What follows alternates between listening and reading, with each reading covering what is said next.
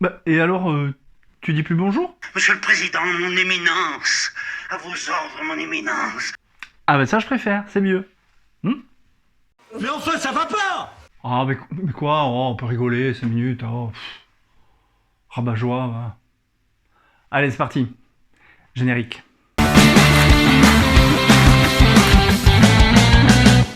Bonjour et bienvenue dans les comics de Fred, je suis ravi de vous retrouver pour cette nouvelle vidéo, et aujourd'hui je vais vous parler d'une série de 3 albums. Combien? Mais enfin t'énerve pas quoi, 3 albums ça va, tu vas arriver à tenir, hein? Donc ces 3 albums, il s'agit de la série Champignac. Donc voici les 3 albums, donc le premier, Enigma. Le deuxième, comme vous le voyez à l'écran, c'est Le Patient A.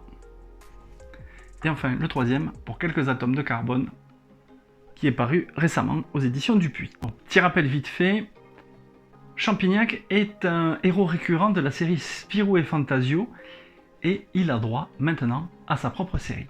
Autre petit rappel... On s'en bat les couilles, on s'en bat les couilles, on s'en bat les couilles, on s'en bat les couilles. Non, on s'en bat pas les couilles.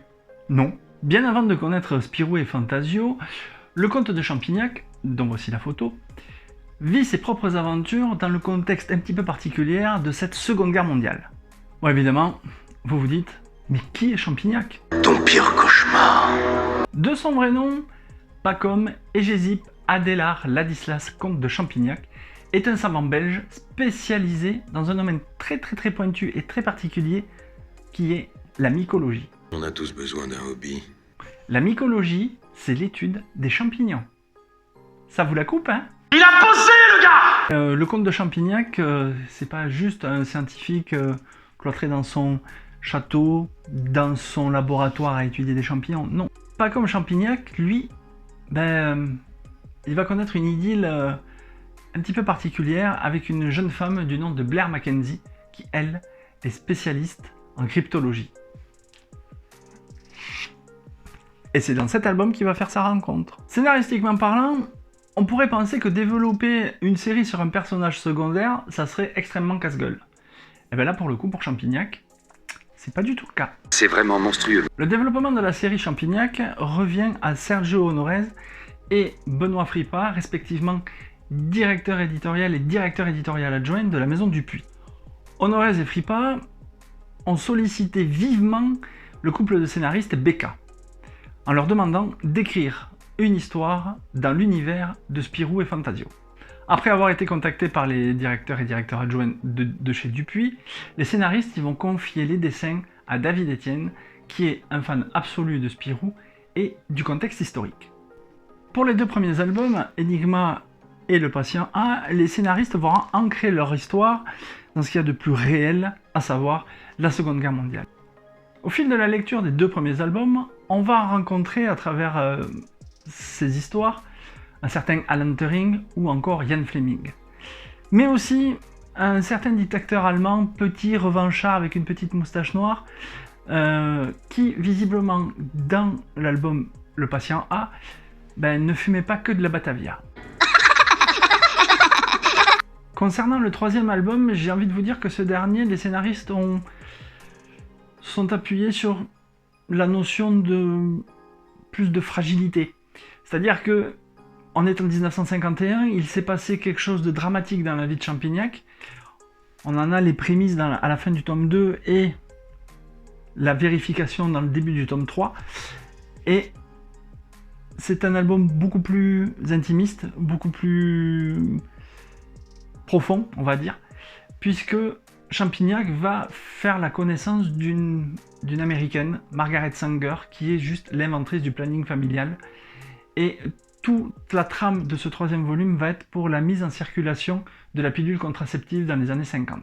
Quand vous lisez les albums d'une seule traite, on s'aperçoit que les scénaristes utilisent des flashbacks qui nous permettent de comprendre certains tenants et aboutissants sur la trame principale de l'histoire.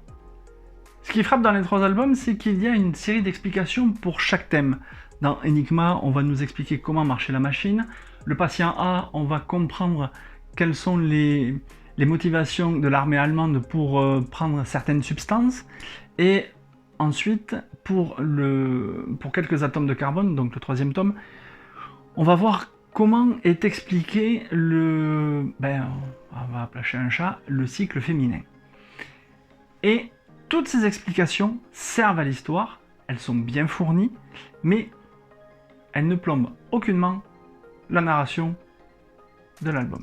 Au fil de la lecture des 3 albums, je me suis rendu compte que parfois l'histoire avance très vite, voire trop vite. Mais c'est justement fait pour qu'on puisse se concentrer sur l'essentiel du scénario. Pour finir sur la partie du scénario, j'ai trouvé que en lisant les 3 récits d'un coup, chaque récit est intéressant, instructif.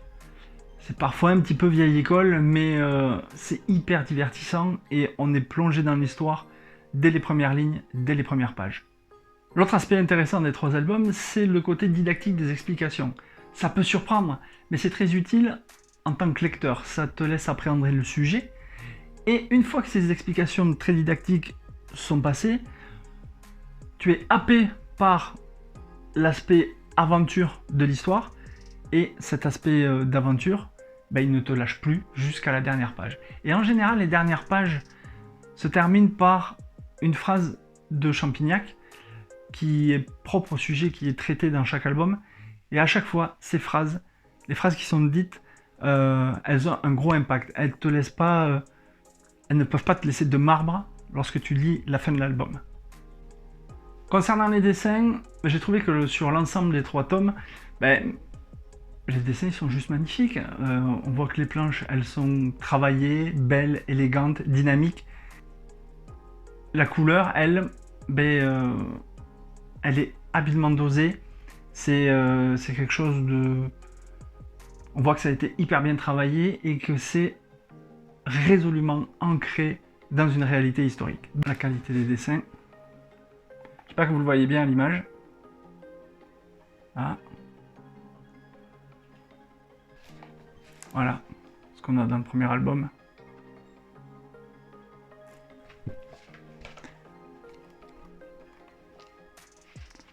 Les scènes de combat. Autant le scénario, il est absolument génial, autant les dessins, c'est vraiment une tuerie. Mais vraiment. Ensuite, le patient A, je vais vous montrer quelques images. Voilà, des films. Voilà, scène d'action.